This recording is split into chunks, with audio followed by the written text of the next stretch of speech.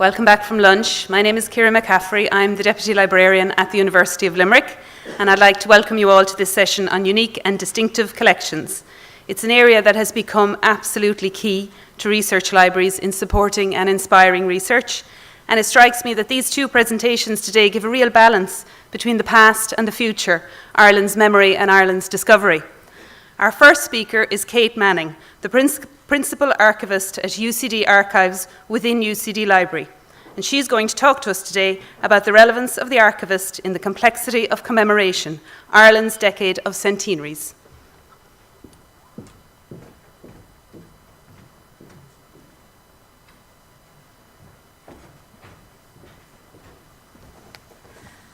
Good afternoon. Thank you for coming. I'm just going to zip past that. In 2002, the late historian Peter Harte called for the writing of a new revolutionary history, that the Irish revolutionary period, quote, needs to be envisioned as a chronological, spatial, and thematic unity, whereas it had commonly been divided into discrete units of the Easter Rising, the Tan War, and the Civil War. He called for reconceptualizing the period to include gender, class, community, elites and masses, religion and ethnicity, the nature of violence and power, and so on. This kind of reconceptualization can only take place if the sources exist. The Irish revolutionary period is extraordinarily well documented, and the intimacy and precision with which the period can be studied, according to Harte, makes Ireland one of the best historical laboratories in which to study revolution. As the curator of one of the most significant sets of private paper collections documenting the Irish revolutionary period, Harte's call to action is one that I feel particularly strongly. One of the strengths of our collections is their interrelatedness. Collections are interlinked, and events and subjects are documented across collections. We hold a large category of papers from individuals whose careers are often against the consensus, and we have important sets of papers of Republican women. We are certainly well placed to contribute to Harte's reconceptualization of the Irish revolutionary period in terms of the content of our archive. But in terms of meeting his challenge, the story is more complicated.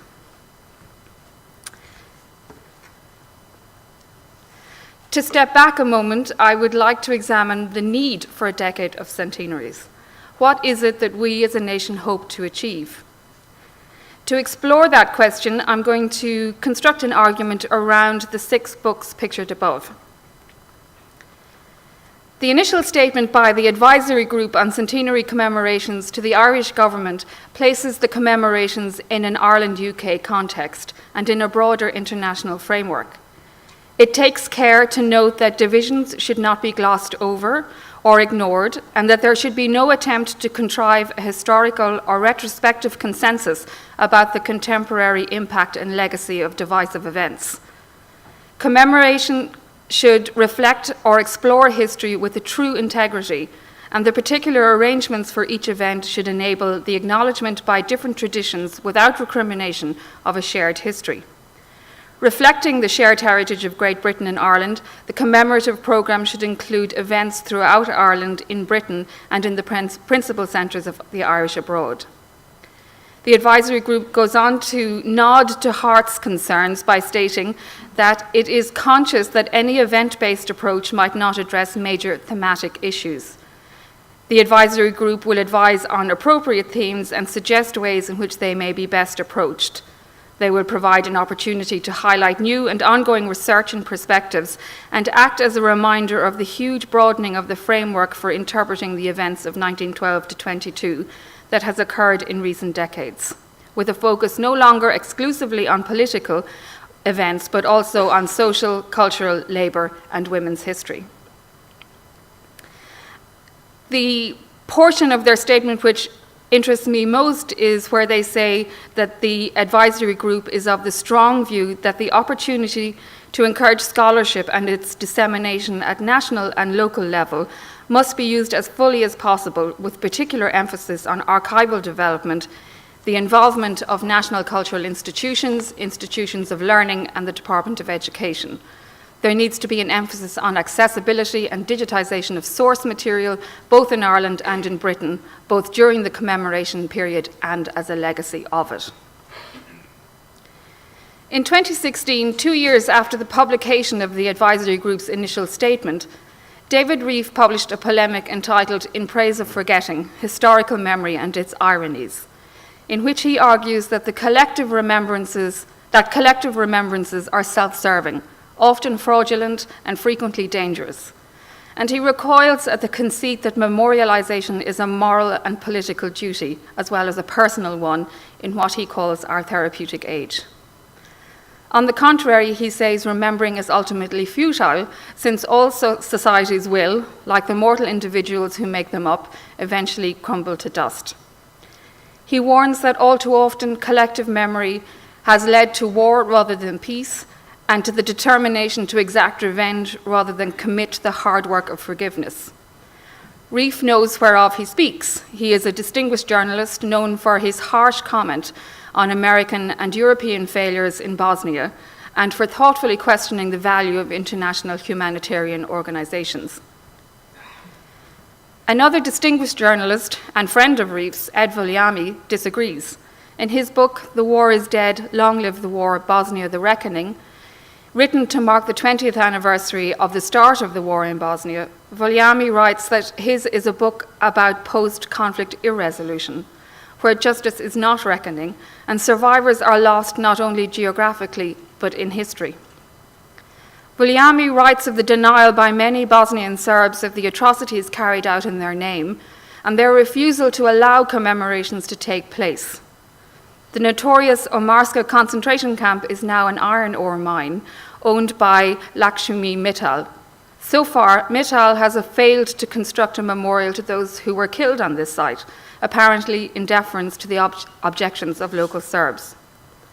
In Voliami's interviews with Bosnians in exile, or those who have returned, it is a common refrain.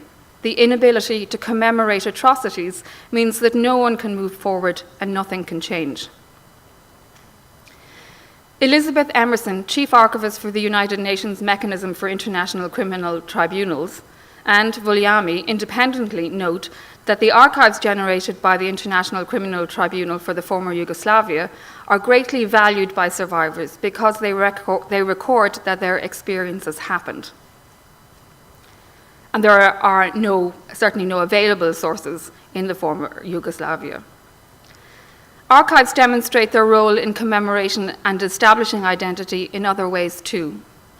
Patricia Kennedy Grimstead discusses the displaced cultural and archival heritage of the Ukraine following the collapse of the Soviet Union.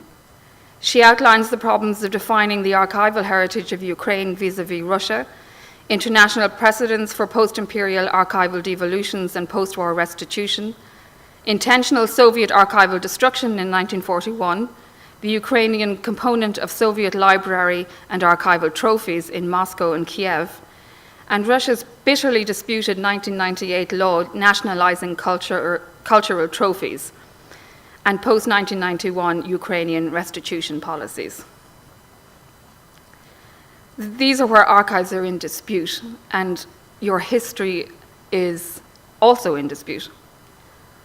Rebecca Nuth, in her book Libricide, The Regime-Sponsored Destruction of Books and Libraries in the 20th Century, argues in a series of 5 case studies that the systematic destruction or theft of books, manuscripts, archives, and other cultural artifacts as part of an ideological campaign against a group or nation often coincides with or even often precedes genocide. The reasons libraries, archives, and museums have become targets of extreme violence is that they stand for symbols of our national cultural identity.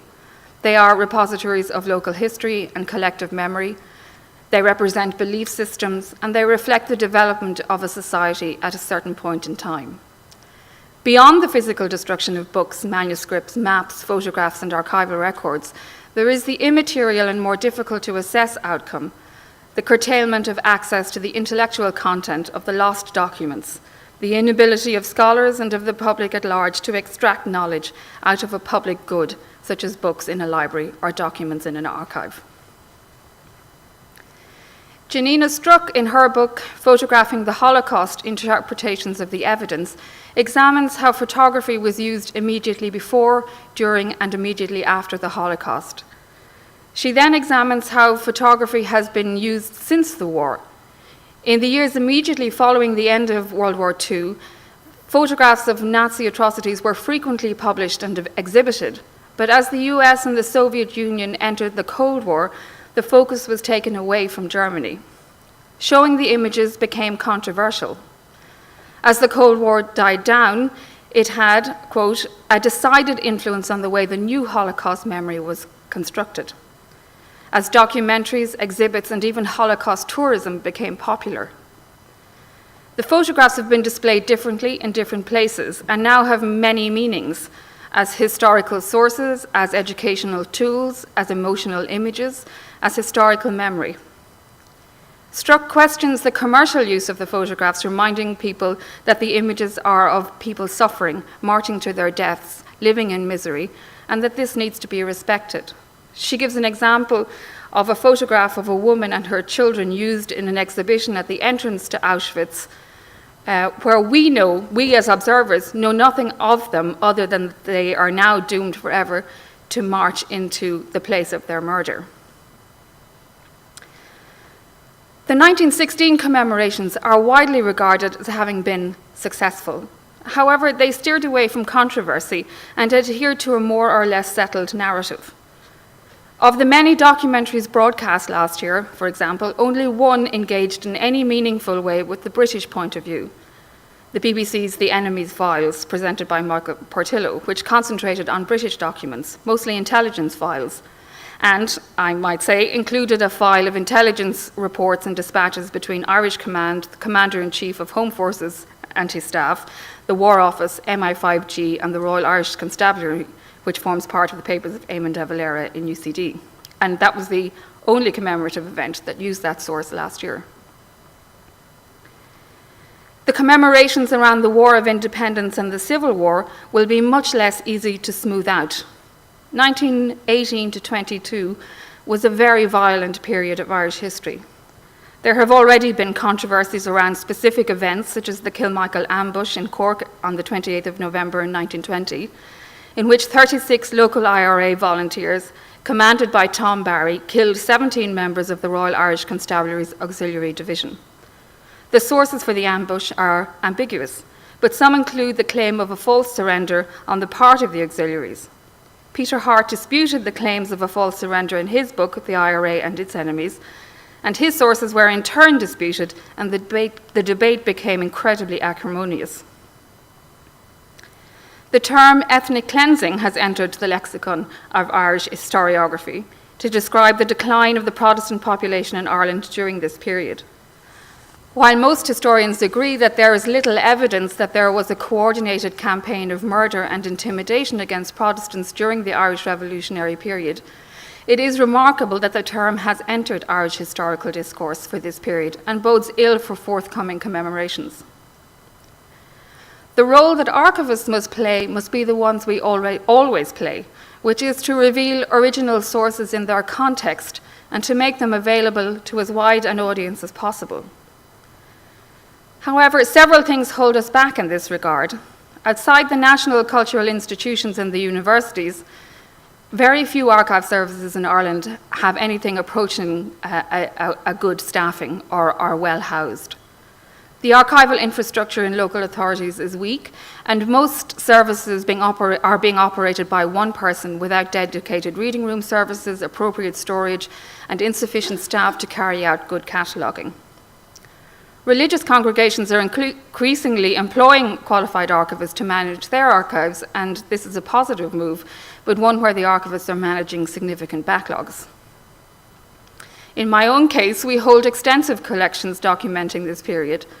Digitizing them and placing them online would be a significant contribution to the decade of commemorations, and to providing citizens with key documentation to inform commemoration and to build understanding of our complex history. Leaving aside the significant financial cost of this endeavour, we have to face the fact that this documentation is often complex, requires a broad range of skills to read and understand, and then most people outside of academia do not possess these tools. It is, therefore, our responsibility to provide that necessary contextual information in addition to vocabularies and glossaries. Meeting users' expectations in this regard is currently problematic, and online provision magnifies this. This is an example of a file from the Richard Mulcahy papers. It's an extraordinary collection and encompasses the entire revolutionary period and then the first 30-odd years or so of the democratic state. The files in Mulcahy are huge. They're regularly 300 pages and up to 1,000 pages. They are often important in their content in the aggregate. So it's series and series and series of documents, the same kind of document with small changes. And you need skills to be able to negotiate those documents. So placing them online would be great, but there is a whole framework that you have to place around it in order for it to be valuable to citizens. This is a description of that file, and you probably won't be able to read it, but the highlighted colors are all the various topics, names, Irish versions of names, English versions of names, code names. There's a huge amount of difficulties to read that file. You need to know a lot in order to extract the information that will help you. There are many myths about this period which will be magnified in the coming commemorations. Anne Gilliland's and Michelle Caswell's considered argument concerning impossible archival imaginaries and imagined records are relevant here. They develop these concepts from the experience archivists know well, when records that are known to exist relating to a controversial event, figure, or relationship are withheld from public view by archivists or others. This will often lead to scholarly and/or popular speculation and media hype about their contents. For as long as they remain inaccessible or their very existence remains speculative, the records as imagined or anticipated can inspire all sorts of narratives, suppositions, fears, and distrust that become forces that shape the archive. Archivists currently offer little conceptual space for acknowledging or practical guidelines for addressing the existence of or roles played by the content, record, or archive as they might be imagined. Take the myths surrounding the assassination of Michael Collins on the 22nd of August in 1922.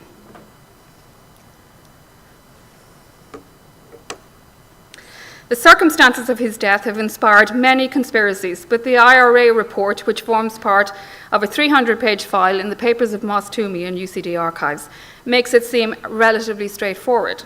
It basically says, that's the transcription, I don't know if you'll be able to read it, but basically it says he was riding around Cork in an open-topped car and he shouldn't have been. So that document was that collection was catalogued in 1992. It's been available to the public since 1992. The document is well known, but it hasn't changed any of the conspiracy theories. I disagree with David Reef. I think commemoration is important to understanding who we are as a nation. The roots of our democracy are firmly planted in this period. In Eamon de Valera's papers, there is a file of early drafts of the 1937 Constitution. In what is known as the squared paper draft, he refers to the 1916 Proclamation of the Irish Republic, the 1919 Declaration of Independence, the 1919 Democratic Programme, as key documents in the construction of this new constitution. The squared paper draft is a 13-page document written 15 years after the Civil War, referring to key moments from the Irish Rising and the Irish War of Independence. Commemoration is complex because history is complex. Archivists must speak loudly to the complexity of sources and resist the simplification of commemoration. Thank you.